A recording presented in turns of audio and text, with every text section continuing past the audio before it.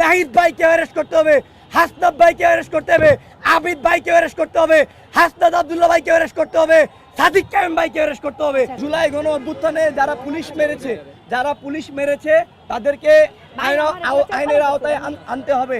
সেই ক্ষেত্রে বাংলাদেশে যতগুলো জুলাই বিপ্লবী আছে সবাই দোষী। বাংলাদেশের আপনার ধরেন যতগুলো রাজনৈতিক দল আছে যারা জুলাই বিপ্লবে অংশগ্রহণ করেছিল সকলেরই দায়ভার নিতে হবে।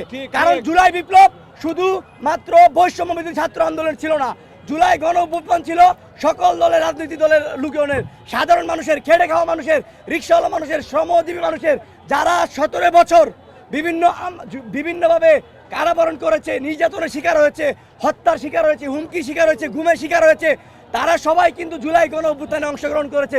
কাজে আমি আয়াস বলছি, যদি জুলাই গণ অভ্যুত্থানে আমাদের বিপ্লবীরা যারা সামনের সারিতে ছিল তাদেরকে হত্যার দায়ে যদি অ্যারেস্ট করতে হয় তাহলে সেই দায় আমাকে অ্যারেস্ট করতে হবে, নাহিদ ভাইকে অ্যারেস্ট করতে হবে, হাসনাত ভাইকে অ্যারেস্ট করতে হবে, আবিদ ভাইকে অ্যারেস্ট করতে হবে, হাসনাত আব্দুল্লাহ ভাইকে অ্যারেস্ট করতে হবে, সাদিক কায়েম ভাইকে অ্যারেস্ট করতে হবে।